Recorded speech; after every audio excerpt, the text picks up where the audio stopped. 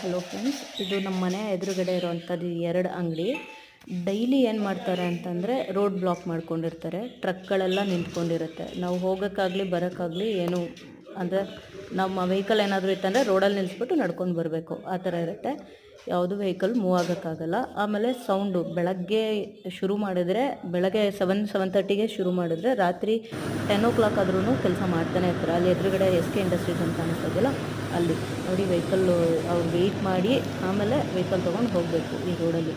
ಈ ಪರಿಸ್ಥಿತಿ ನಮಗಿರೋದು. ಇವಾಗ ನಾವು ಏನು ಮಾಡಬೇಕಂತ ಗೊತ್ತಿಲ್ಲ. BBMP ಕಂಪ್ಲೇಂಟ್ ಮಾಡಿದ್ದೀವಿ. BBMP ಅವರು ಸೀರಿಯಸ್ಸಾಗಿ ತೊಗೊಳ್ತಾ ಇಲ್ಲ. ಅವರು ಹೇಳ್ತಾರೆ ನಮ್ಮ ಪ್ರೊಸೆಸ್ ನಾವು ಮಾಡ್ತಾಯಿದ್ದೀವಿ, ಅವ್ರು ಖಾಲಿ ಮಾಡಿದ್ರೆ ಮಾಡ್ತಾರೆ, ಇಲ್ಲ ಅಂದರೆ ಇಲ್ಲ, ಆ ಥರನೇ ಹೇಳ್ತಾ ಇದ್ದಾರೆ. ಇವಾಗ ನೀವೇನಾದರೂ ಸಜೆಷನ್ ಮಾಡೋಂಗಿದ್ರೆ ಮಾಡಿ.